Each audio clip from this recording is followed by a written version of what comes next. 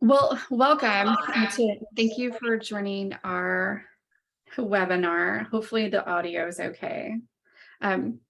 This webinar is on a B project, developing our next generation in the green workforce. The focus is really they ask themselves the questions, and that's B project. How can we help San Antonio ISD raise student and teacher awareness around energy use in school buildings? And they have interns who applied design and project management skills to develop that challenge and help energy and money through conservation measures in San Antonio school districts. And I want to just give you highlights about what we're going to be discussing, and then I'll go further into the organization that's hosting this webinar and a little bit about myself, and then we'll have our presenters tell their story. So the objectives are talking about the collaboration with schools, conservation development led by students, and creating solutions to challenges in school operations. And this webinar is hosted by the City Efficiency Leadership Council. The City Efficiency Leadership Council is a program sponsored by the State Energy Conservation Office. And I'll talk a little bit more about that in a moment, but I also want to talk about the organization that I work for. My name is Sean Auckland. I'm the South Central I work for South Central Partnership for Energy Efficiency as a Resource. I'm the local government program manager. And what we are, we go by Spirit short because it's a pretty long name. We're one of 6 energy efficiency regional energy organizations, and our work focuses in Texas and Oklahoma. We have policy, building codes, high performance buildings, and local government programs. And our membership ranges between advocacy organizations, cities, ESCOs, manufacturers, trade organizations, and utilities. And this specific program that's hosting these webinar series is the CLC. Again, it's the City Efficiency Leadership Council, and it's a collaborative network of Texas cities, school districts, and other government agencies. And we just engage in partnership, resource exchange to expand the adoption of energy management best practices in the public sector. Anyone can be a part of the City Efficiency Leadership Council. So the city's in the name again, but it includes any kind of local government. So you can be state, county, city, universities, as public school districts to receive the technical assistance that we offer and the resources. And so if you're interested in getting involved, please reach out to me. My email is available if you registered for the Zoom call. So without further ado, and not take too much time away from why we're all here for this presentation, before I introduce our speakers, I want to give you a couple of pieces of information and a few announcements. Today, after the event, you'll receive a survey, and please take a moment to fill out the survey. The feedback is how we grow this program. And we also use this feedback to utilize and maybe even pivot some of the webinar focuses and topics. So we'd love to hear from you. And then we provide the presentations, a link to the video, and to our YouTube channel, and any other resources provided by our presenters within 48 hours of this event. And we are also offering CEUs today. If you're interested in CEUs, please fill out the survey and then also select that you're interested in receiving CEUs for attending. And if you call in, please include your name and phone number in the survey so we can please provide you credit. We also have a chat box. All of you are currently muted that are attending, but you're welcome to put information in the chat. And if the chat box isn't working, please send me a note and I will take care of that. And if you have any announcements or questions, you can utilize the question and answer bubble, or feel free to put them directly in the chat box. And it's going to be our primary way of answering questions, and I'll be moderating questions at the end of the presentation. Without further ado, I'd like to introduce our speakers. We have Sadie Bronk, who is the CEO and co-founder of Energy Bees, EnergyBees is the founding sponsor of Bee Project. SAISD has over 20 years of utility and energy efficiency experience with a background in budgeting, data analysis, key account management, product development, and energy efficiency program management, as well as a deep experience implementing successful energy efficiency programs across the country and proven experience leading teams to action. What we're here to today is to learn more about her experience and how she believes through efficient planning, training, and hiring talented energy professionals, clients will see a positive effect to their bottom line. So I think I'm very interested in hearing more about how she's doing that with grading of workforce through our youth. And then we also have Aaron Stein. He's the Director of Energy and Sustainability for the San Antonio Independent School District and responsible for overseeing all initiatives focused on energy and water conservation and efficiency, as well as other sustainable related aspects of facility maintenance. And he, prior to joining San Antonio School District, he was also employed at Clear Result, where he helped government customers apply for energy efficiency initiatives through CPS Energy Commercial Rebate Program. And before then worked as a senior energy analyst at the city of San Antonio. He has a master's of public administration and a bachelor's of arts and anthropology from the University of Texas at San Antonio, and is a certified energy manager and a certified measurement and verification professional through the Association of Energy Engineers. So welcome, you guys have a breadth of experience. I'm very excited. And we have one more person attending as well, and I didn't get the opportunity to get her bio. So if you please, when you do speak, will you please introduce yourself and provide further information about yourself? And without further ado, I'm going to stop sharing my screen and I'll let you get started, Sadie. Awesome, thanks. Here we go. All right. And you should see a full screen. Is it good? We do, looks great. Awesome. So yes, thank you so much for inviting me to participate in this webinar. Any chance we get to talk about green jobs, green job training, developing the next generation's green workforce, we are game. So you'll find our passion infused throughout the presentation. So I am here to talk about Bee Project, but our story really does begin with EnergyBees. So I wanted to provide just a brief overview of who we are at EnergyBees. Make sure this works. So EnergyBees was founded in 2017, and we are an energy efficiency and consulting firm. Our clients are typically utility companies, associations, and nonprofit organizations supporting this space. We are co-founded. I am a co-founder and the CEO. And then we also have Ashley Myers-Black, who is also on the call and here to support any operational questions. She's our COO, and she's the Director of Operations for Bee Project as well.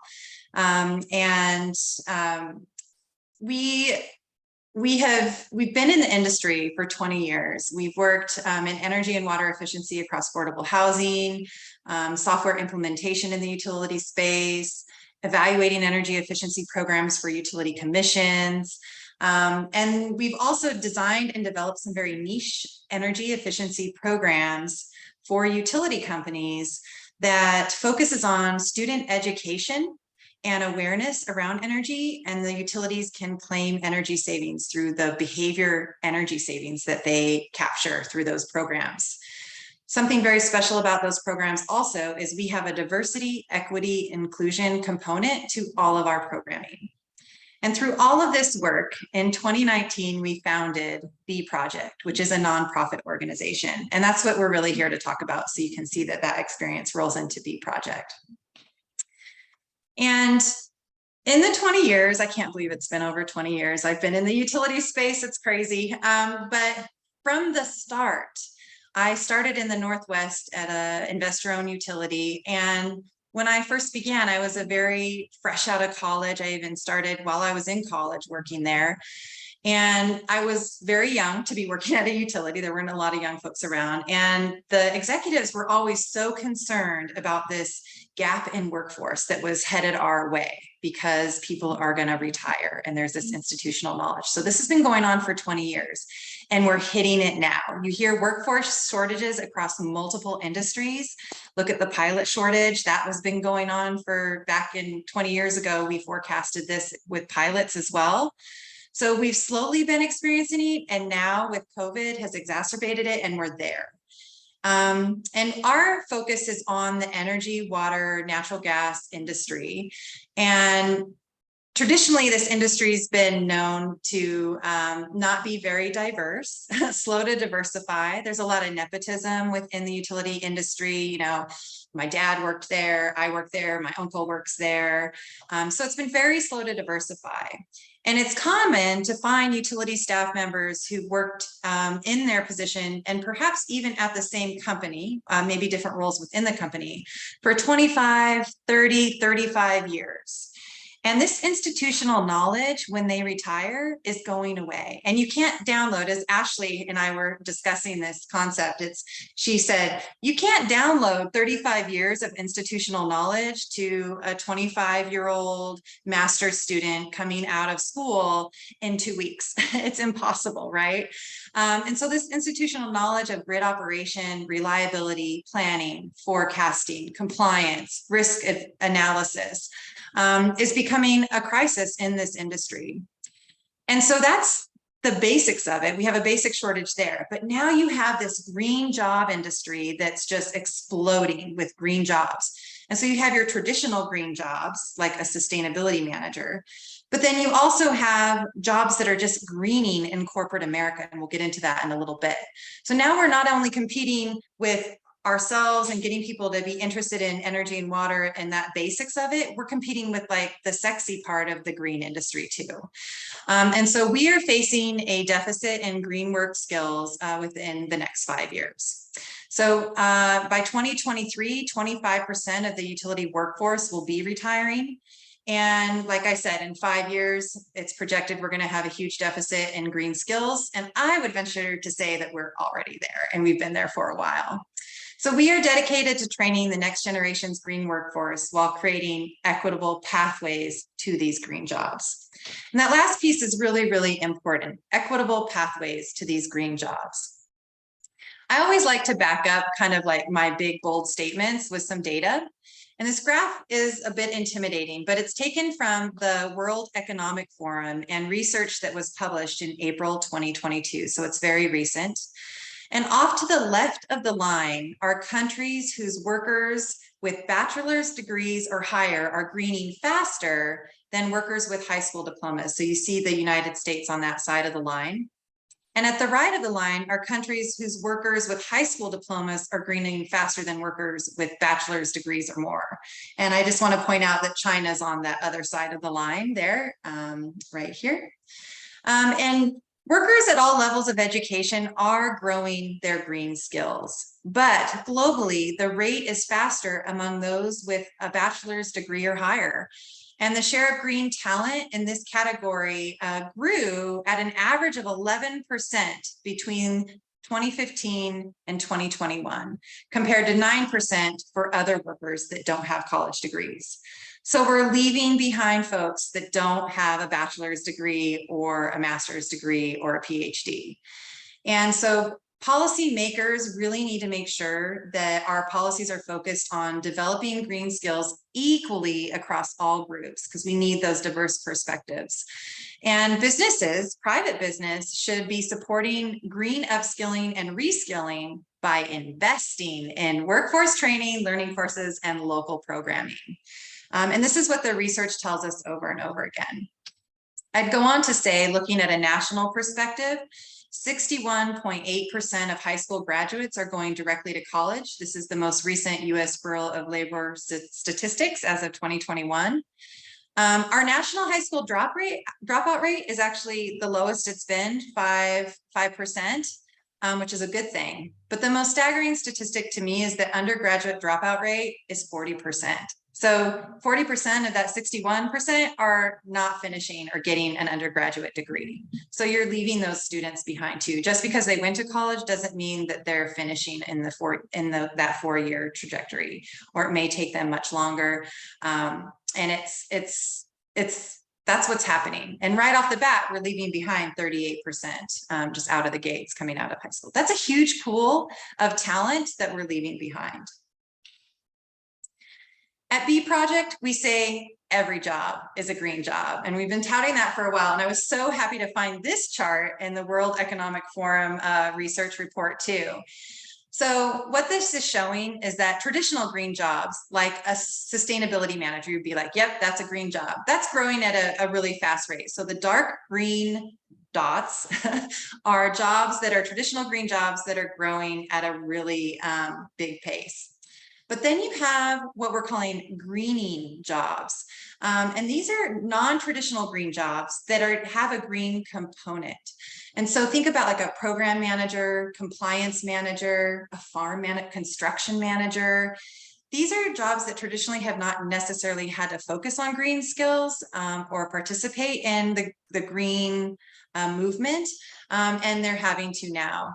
A technical sales representative needs to have green skills. And I think that this list will continue to grow over time. And this relates to the idea, if you think about corporate America, any publicly traded company pretty soon is going to have to be providing ESG reporting, environmental, social, and governance reporting out there to show the impact that they're having on some of these issues and climate change. So it's a really big deal.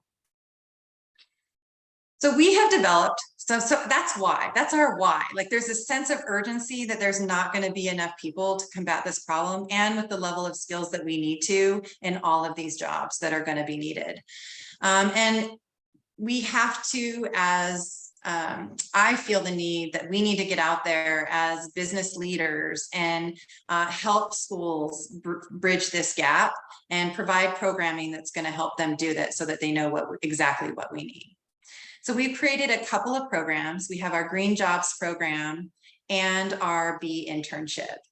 And B Project was founded in 2019. So we're a fairly new organization, and our programming really got out into the world in 2021. So this has all happened in the last couple of years, and it's really exciting and moving very fast.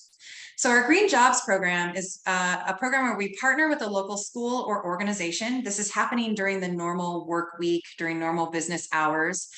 We like to have a group of students with a teacher, right, or some sort of instructor that's there to help us. These programs can be run 100% virtually or in a hybrid virtual way. It can have an in-person component, but it also can be virtual. And our theme around this is preparing youth for the future of energy and preparing us for the future of energy. We have a lot of different components, but we bring in industry experts. You see some topics in which we bring in some industry experts there. We'll get into some more details on that. And then one of the awesome components of this, which I think is so important, is that we help them come out of this program with a resume and a built LinkedIn profile and connections through LinkedIn. Coming out of high school with a resume that's solid is great. It is hard for professionals to put together resumes, let alone a high school student. And a lot of teachers actually find our programming helpful for them to help with their resume and LinkedIn profiles. It's just, unless you're in the corporate world and you're hiring, it's hard to know what they want, right? What we want. So we're helping to bridge that gap. So getting down to more detail and more specifics about the program, in San Antonio for the Green Jobs program, we've been partnering with an organization called CastTech. Our programming, the sweet spot's around 6 to 8 weeks, and it can vary in that time frame, whether it's a fall program, a spring program, what's going on with the school schedule. We've been partnering with environmental science classes at the senior level, but we can really reach into 16 years and older is kind of like what we like, that sophomore, junior, senior level student for this program. We partner with local industry experts, whether it's the utility, whether it's our part of our network. Industry experts like Aaron Stein has participated in this, and they bring their knowledge to the classroom as well.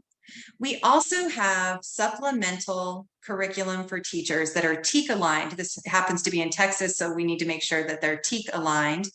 And we want to support teachers. It's a hard job. And, we're in the classroom taking up some time with our industry experts, but we're not there all week, right? And so we want to provide supplemental curriculum that then they can take and expand the program when we're not physically there or virtually there. And then the other thing about Bee Project is we believe it takes a whole community, a whole hive, right? And so we like to partner with other nonprofit organizations to fill in gaps that we see a need. We don't need to recreate the wheel. Let's share and come up with a honeycomb economic model for getting this job done, because it's going to take a lot of people. So organization that we've had success partnering with is SOS, Students of Service. They provide service opportunities in the local community, and we aligned community service opportunities with green job skills and sustainability. And then it also serves as a resume builder for them. A lot of high school students don't have those resume builders, so this helps them beef up their resumes while they're participating in our program.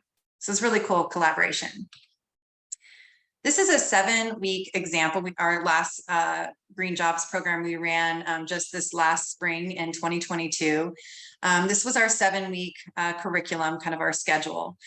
You can see the industry partners we brought in a lot from some of our sponsors, CPS Energy. We partnered with another organization, Make Water, and during our Energy Water Nexus, they have a focus on clarifying and getting students involved in understanding the correlation between energy and water. We even brought in a film producer and a curriculum developer, Juan Garcia of Smart Energy Education. Cass Tech is a track for technology, and so we aligned our curriculum with the student interests, with cybersecurity and energy, and marketing also was in line with Energy Education and Storytelling Week. So we work to align the topics and schedule industry experts that are in line with the student interests as well, or the class that we're supporting. We also provide heavy support for our industry experts. It's a little bit intimidating, I'm not going to lie, going into a high school classroom if you're not an instructor or you don't really know, what to say or do. It's a bit intimidating, especially when it's the first time. So we prep our industry experts, we provide supports and guides, and we'll have meetings with them to get them prepped up. And we also prep our students so that they're prepared to listen and ask questions and have a good discussion with our industry professionals that we're bringing in. And in addition, we encourage all students to connect with their new network of industry professionals through LinkedIn. And this is not only offering students an immediate instant green jobs network, a professional network, and building that network from a young age. It's also providing our industry experts with new connections outside of their normal bubbles, and a pipeline of young professionals that they can watch develop and that they're exposed to. And that's a huge correlation that I think a lot of people forget about, is that we need to be connecting with people that we normally wouldn't, because we need diversity, we need inclusion in our programming and in our industry. It's huge. So what you see here is just we align our supplemental curriculum for the days that the industry experts aren't there with the teacher or class leader, like what are their needs. In this example, we provided the 6-part PBS series Power Trip as a supplemental curriculum, and then also a classroom discussion guide for the teacher and the students. And I mentioned the film producer, Juan Garcia. He actually helped produce this series. So they got to meet the industry expert that then made this awesome PBS series. And then here's a different example of curriculum, supplemental curriculum. This is a little bit more technical. And this would be probably used during the energy use week, where we're talking about energy use in buildings.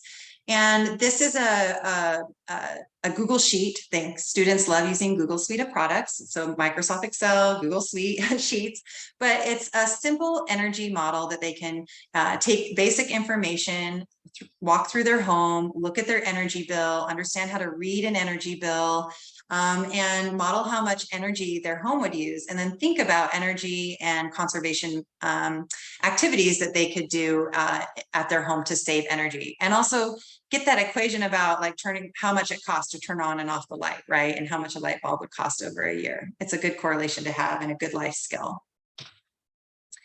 Here are some just more examples of the actual classroom experience. What you see, that big picture in the middle, is our Make Water experiment, where students used energy to purify water real time, built this like water purification experiment. It was really cool. And then also in the upper left-hand corner, we have an image of one of our industry professionals talking about energy production and how the grid operates. And students found this particular day very fascinating. It was really cool. And it's a general knowledge. It's good to know how the grid operates, I think, in the general public.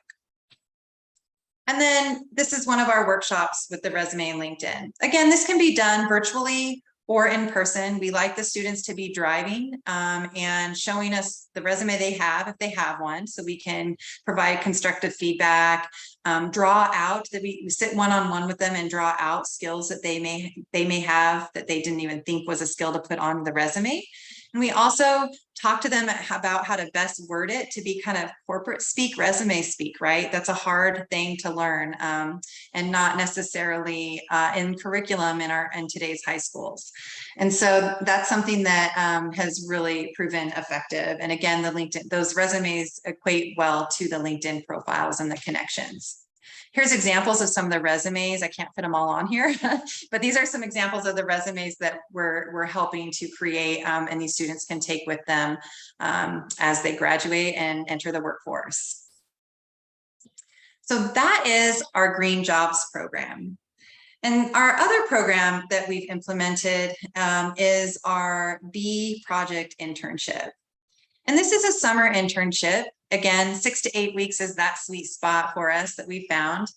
Again, we partner with a local school district, but in this time, we're partnering with the facilities department, or in this case, Aaron Stein's sustainability and energy department. So energy managers at school districts is who we really are targeting and partnering with. And our interns work up to 20 hours per week. We pay them $15 an hour with a potential for bonus. They don't know that going in. That's always a sweet surprise at the end. But we like to pay $15 an hour as a livable wage starting point.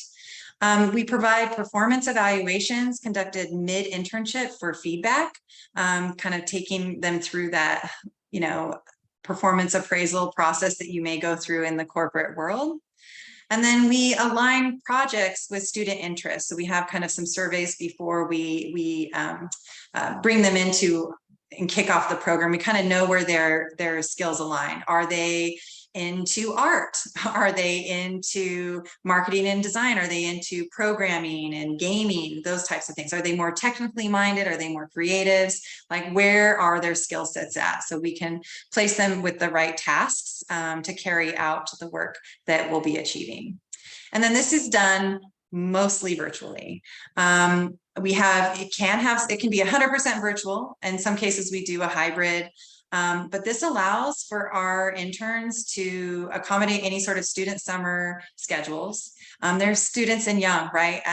They also have other jobs, and we don't want to take away from that. So this can be done 100% virtually.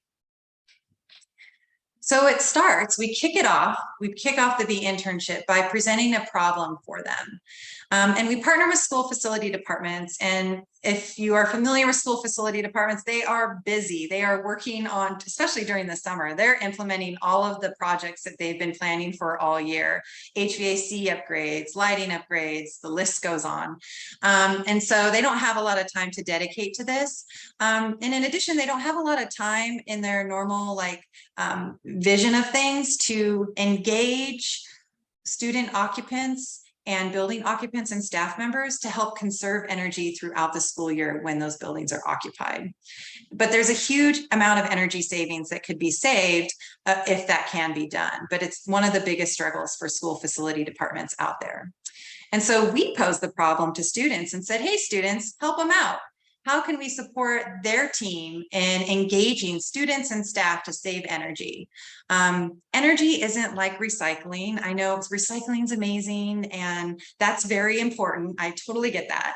But you can't see or touch energy in a way you can when you take a can to a recycling bin, right? It's harder. And so how do you keep that on people's minds? And so we have this brainstorming session, and you can see this is this 2022 year that we've done this, and Aaron and Sam were there participating in it as well. So I'm going to show you a couple years of results of what we've achieved through this programming. So this is our first internship. It was the inaugural internship. And these interns developed the platform for future internships and associated that will be associated with partnering school districts. So they helped us develop our B internship logo. They designed that. They developed the C initiative logo with a web page, a corresponding web page. And they developed the first C challenge, which is the 5-minute shutdown challenge. And off to the right, you see this poster that they designed. And over 700 of these posters were later printed out on 11 by 17, reusable and compatible with dry eraser marker. And they were posted by the light switch in all high school classrooms and some middle school classrooms at SAISD. And the poster provides a quick thing to do before you leave for the day. So 6 quick things you can do to shut down your building, shut down your classroom. So shut off the lights, increase the thermostat temp, close blinds, things like that. And then you can mark your days off as you go and then rinse and repeat on Monday. You'll also notice the QR code on the poster. This takes users to the C webpage that the students developed and a video that they produced explaining why energy conservation is so important for our nation's schools and our climate. This group of interns was split for who went to the direct to workforce and who went off to a 4-year college. So it was 50-50. So some of these students went direct to workforce. This is the results from this year. It grew exponentially. These students like wowed us even more. It was crazy. And Aaron had an idea coming into it this year of what he'd like the students to work with. So he challenged us with more of a technical challenge. So he asked us, how can we get higher participating use of the E-gauge? And an E-gauge up here, right where this little kind of red is a real-time energy monitoring meter that San Antonio ISD has invested in and placed in about 10, 12 school buildings. And it provides real-time energy monitoring that staff and students, administrators for that school can log into and see how their energy use is. But getting folks to use it, understand it, top priority has been a challenge. So he asked us to develop something that would help them make that top mind. So they developed this, the interns developed the See Your Energy Challenge. And this was, the See Your Energy Challenge encourages schools with E-gauges to set a day and time when all teachers will log in at the same time into the E-gauge, and the school building will turn off the lights, and students and staff will be able to see the energy drop in real time and see the impact of their energy use.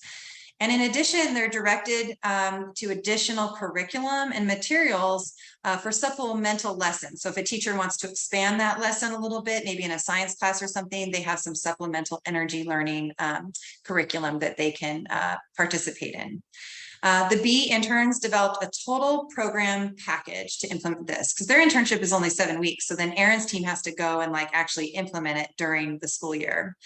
So they developed a package that included recruiting materials such as branded logos and a style guide, an email template that can be sent to school principals and administrators to participate, a slide deck with script explaining the program so that Aaron's team can go out and kind of like pitch this to principals, an informative 1-page flyer that can be posted and then or attached to an email promoting the project.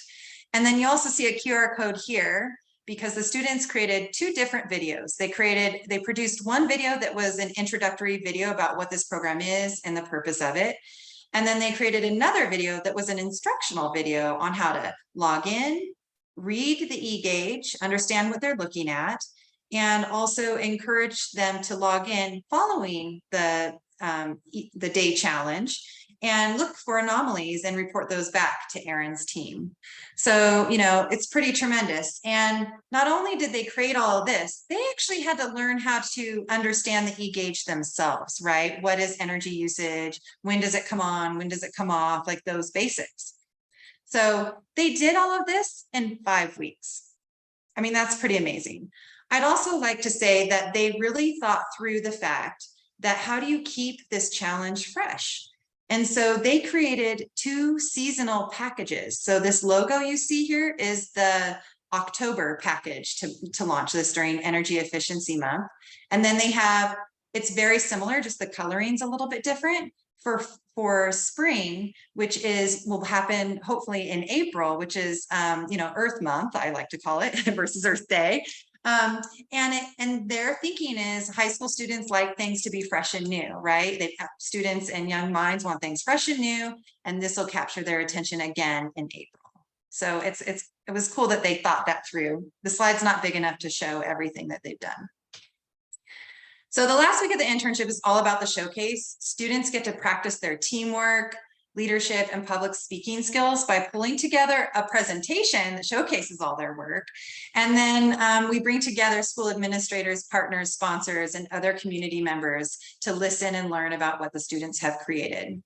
The mayor, Mr. Ron Nirenberg, actually caught wind of this and recorded an awesome video congratulating the students on their success, which was really awesome and a great surprise. So it's got a lot of community support. Same thing for 2022. This is our showcase, same thing. Mayor Ron Nirenberg, he decided to record a new video for us. It was awesome. And we just really appreciate his support. So I'd like to pause here and I'm gonna hand it over to Erin. I just think it's really important that we hear from him and his anecdotal experience over the last 2 years working with a program like this. And Erin, can you take it away? Absolutely. Thank you so much, Sadie, for that great introduction, and thank you for the opportunity to be here. I was introduced as the Director of Energy and Sustainability for SAISD, and I've been here coming up on 5 years.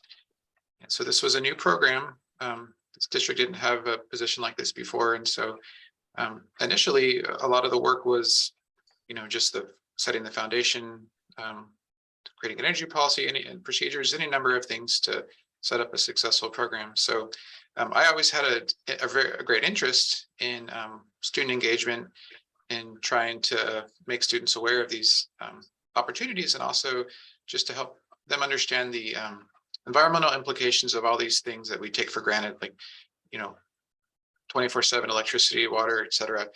And not to portray that in a negative light, but just so they would think about it more and make hopefully more informed decisions, and then potentially even go into a career where they could help reduce our environmental impact. And so I would do little, as I could, you know, presentations, go speak kind of one-off to classes, and just try to spread the word, but never really a good focused concerted effort. I was never really successful in doing that. And there are energy management programs throughout school districts that focus more on the behavioral side, and they're very good, successful programs. We had even tried to push Watt Watchers and its new revamped form, and I was very hopeful that that would take off. It never really did. And so a lot of the work we're doing is kind of behind the scenes, technical stuff and projects like Sadie mentioned. And so when Sadie reached out a couple of years ago, and just to give you some background, Sadie, Ashley, and I actually all worked at Clear Result at the same time. So that's where the relationship started. I had no doubts that it would be a great partnership. I know that they're great, reliable people, very smart and dynamic. So I felt fortunate to have that opportunity. So I had no hesitation going into this. But yeah, the initial project was this effort in student engagement, and how to give them how to create a message that would resonate with campuses. That's not really my forte. You know, I didn't even know what UX meant when we were going into this. It's just to give you an idea of how kind of maybe how out of touch I am a little bit with how you might communicate with a younger audience. And so this to me seemed like a great opportunity and something that was actually, could be expanded upon. And so the whole experience was great. Sadie from the beginning, and Sadie and Ashley mentioned that this was not intended to be a burdensome new project for us, because the summers were really busy trying to do other things. And so really just giving input and my trying to help form and provide structure to what was created was to some extent most of my contribution. And they did so much of the work behind the scenes, but we're really good about checking in and giving updates, but it was not a big burdensome task. And I was really amazed at the quality of the work. And the students were driven and talented, but I was also really impressed just the level of teamwork and how they all seemed to really, I think there was just great management, because the students, the interns were, weren't trying to take complete credit, or, when they presented, they did so in a way that was very collaborative. And so I was just really impressed with the whole thing. And so we agreed to go into it a second year. And as was described, the project was kind of similar in scope in that it was an outreach engagement type of initiative, but a little more technical in nature with the e-gauge. And so for us, it was, these are things that we went ahead and actually implemented the 5-minute shutdown checklist last year. We printed them, put them in the high schools. We presented to the board. We reached out to all the high schools to announce them. So, I mean, we really wanted to follow through and not just put this on a shelf. And so there was a lot of value. And I thought, it was a really good way to not just help these young people learn about green jobs opportunities, but also to help us spread the message about how important resource conservation is within our organization. So I was very pleased with the whole process and the end result. And I definitely would recommend anybody who would work with the team, because they're very hardworking, they're very creative, and they take a very holistic view of what a green job is. It's not just an engineer or scientist. Of course, those are vital positions, but you need people who are good in design, people who are good in management, and that's a very forward-thinking view, in my opinion. And I definitely think that these programs are going to be vital in preparing the workforce that we need to decarbonize and just become a more sustainable economy, but also just a competitive economy. So that's in a nutshell my impressions of the program. I don't know if you had anything specifically you wanted me to touch on. No, I just really wanted your just your anecdotal experience with it, I think is really helpful. And I'm glad to hear it wasn't a burden on your department. I know just how much it can really be during the summer. So I'm happy to hear that was easy for you. Yes, thank you. Awesome. One thing else I wanted to mention that was a little bit different about the 2022 internship and going forward. We've always had this idea and plan that in our internships, we're going to bring back interns that have participated like for their first year, and bring back interns if they're interested in managing other pods of students, right? So you can see this growing, and it provides future opportunities as students move on or go direct to the workforce but want to improve their skills, and they can come and participate and be a manager of a pod of students. So our returning manager was Khalil Davis. This is Khalil right here, if you can see my pointer in the screen, and he was phenomenal. I mean, Ashley and I provide oversight, but we met once a week with the whole team, and one of us would meet with Khalil once a week. That was our involvement. They did all of this with the management because he knew what to expect and what we were expecting. And if you had any questions, they could have texted us and all that sort of jazz. But they literally did this on their own with minimal guidance, which is pretty awesome. So they have so much capability. So with that, I wanted to talk about the impact that we've had just since 2021. So since that time in Texas, we've directly impacted 167 students. As a nonprofit, these numbers are so important to show your impact. And that is our direct impact. I would say, though, that we have indirectly impacted every student, community member, industry professional who has participated in the program or have participated in the 5-minute shutdown or a future See Your Energy Challenge Day, right? And so that could be thousands of students that are becoming aware about this internship, that this program exists, that there's jobs. Oh, this is so cool. These are students creating this material for us students, right? So the impact is bigger than just 167, but we can claim 167 solid, directly impacted students. It's awesome. And so looking ahead, we're still a young organization, but I have huge aspirations and dreams and visions of taking this in a big way to the nation. And I imagine this, we have piloted this and have our scalability model and plan in place. And we would like to take this across the country. And we would love to have partnering schools and cities, but this also takes industry sponsors and grants to fund that, because we like to bring this program free to the schools so that that's there. We also look to our partnering schools and cities. If they have a funding source, we would be happy to work with them and get them the materials they need and work with them to get that funding source so we can bring the program to them. But just imagine this network of students nationwide building these lifelong relationships with each other. And learning, they're in pods, but they would interact with each other during the internship, and it kind of would become a competitive model, right? And you also have these partnering schools and energy managers that are participating in this too. So there's another network. And then you have all of our industry partners that are participating in the program across the country, networking with each other and these students, which helps promote that impact and diversity in our industry.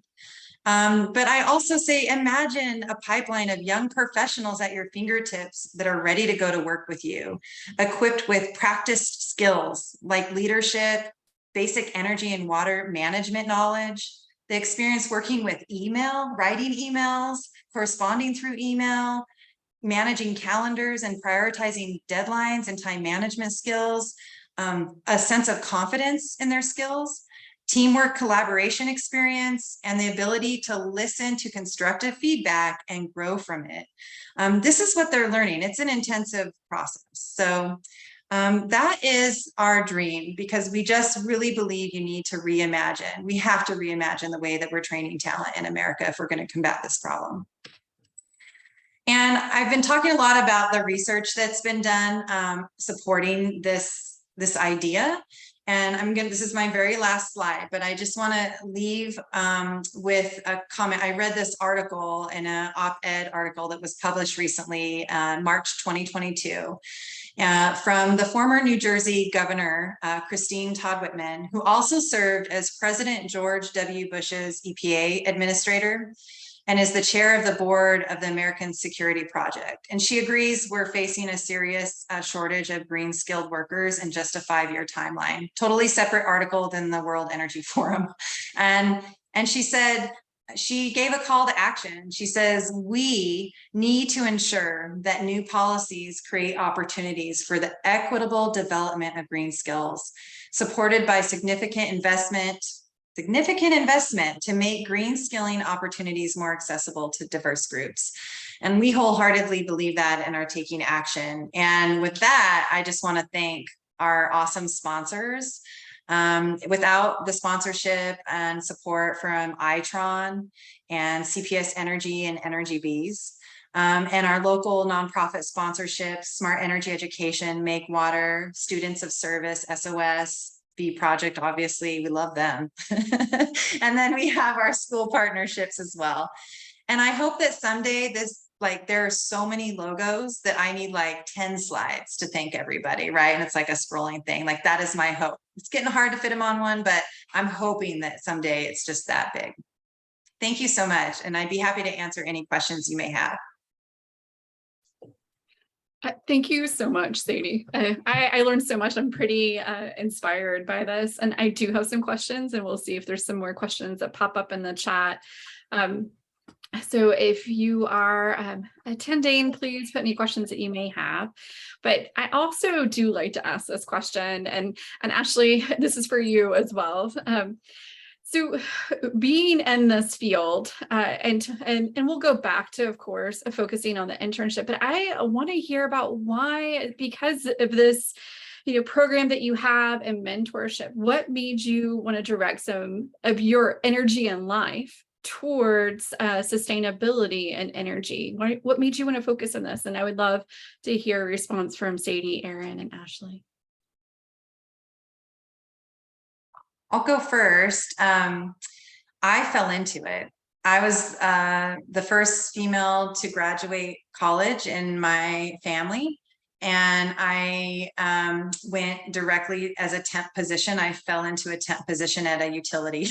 And I had a communications degree because I liked watching TV and talking. That was my experience. That's how I fell into it. I'm like, oh, this is cool. Like just my curiosity and thirst for knowledge. And then I realized that I could make a difference, and that my skills and my impact aligned with making a difference to combat climate change. And that's when I really got that drive. Yeah, I actually fell into it in a different way. So I spent 20 years in a small business and some not-for-profits along the way, and fell into the energy world from the operations side through the implementer Clear Result. But my experience in the work world had always been very frustrating for me because I didn't see a lot of people that looked like me or had the experiences that I had. And so along my journey, I wanted to figure out how to change that, but I wasn't quite sure how. So when I met Sadie, that's something we've talked a lot about, having such different experiences. I went to a private high school. I had lots of advantages in that way, but I still felt like I never got exposure to any kind of green industry. I didn't know it really existed. And so that was a frustration for me. And I really wanted to, and so we talked about it lots and lots, and how can we change the world and make sure that students are seeing things that we didn't, from either perspective, right? From an advantage perspective or from not the advantage perspective. I just feel like every student should have that experience and should understand that there's lots of ways to implement or to impact the world. Sometimes it's with a bachelor's or a master's, and sometimes it's not. So,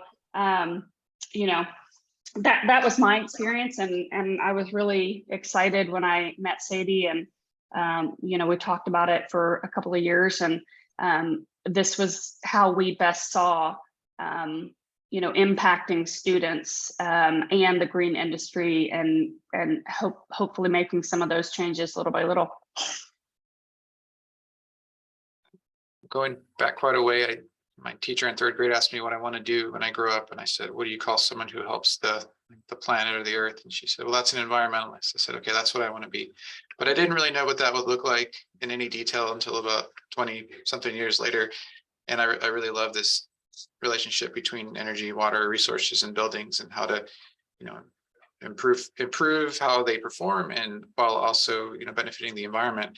And I really wish I'd known more about that relationship at a younger age. And I think what's so awesome about this is in high school, I'm pretty sure if I'd known about this, then I would have had like a direct line to the industry. And I'm fortunate that I was able to make a career out of it. But man, just how great to see it in real world and have it kind of put on this nice package with a bow on it. And here you go. This is it in summary. And they did such a great job of that. So I felt very fortunate to be a part of that and to be able to facilitate them, at least at one school, students who were able to learn about that. And there's really just even more opportunities like this because it's so great.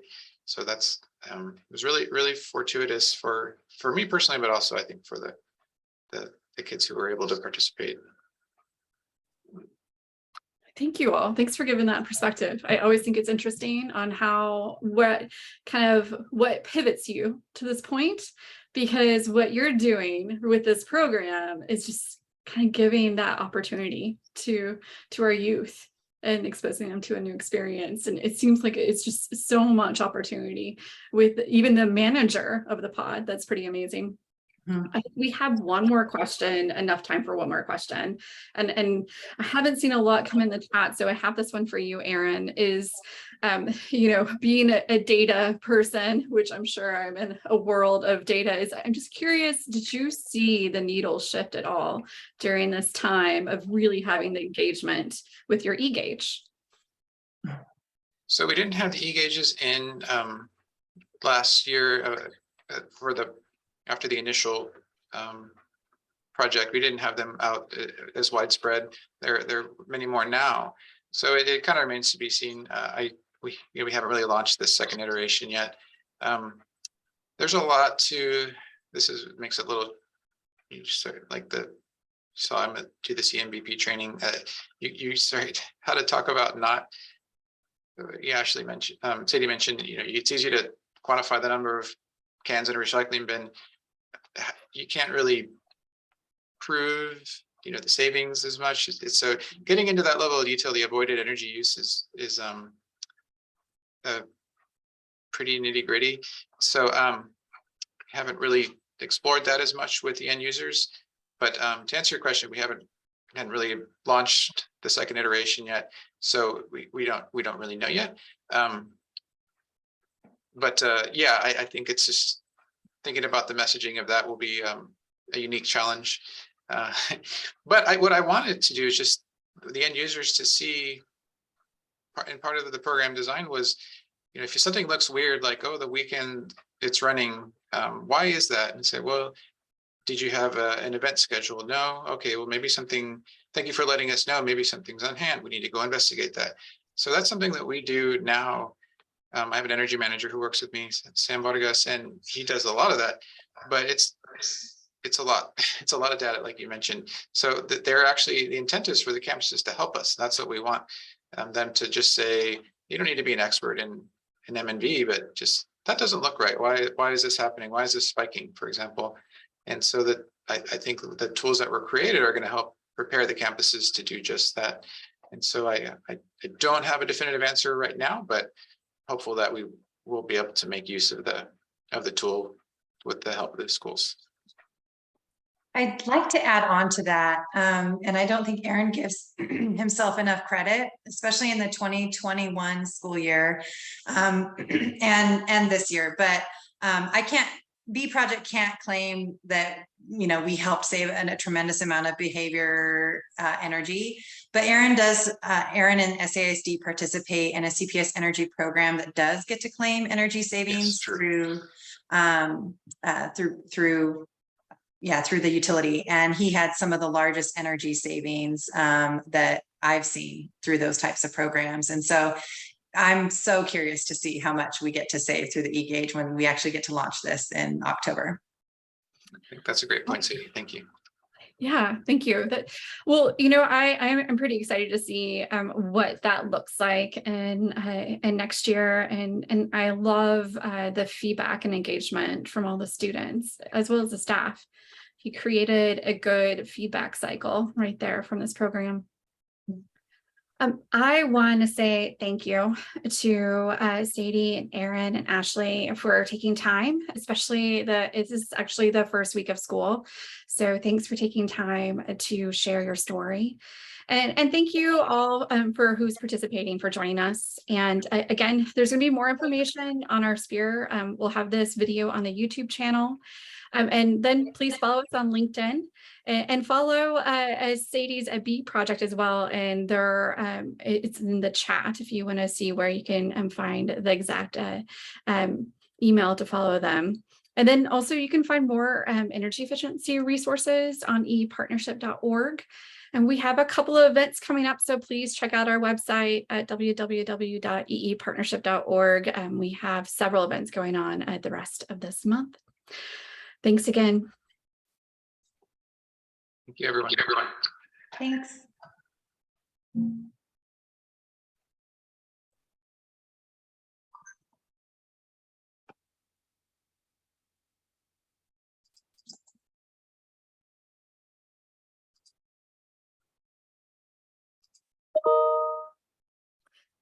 Thanks, Ashley.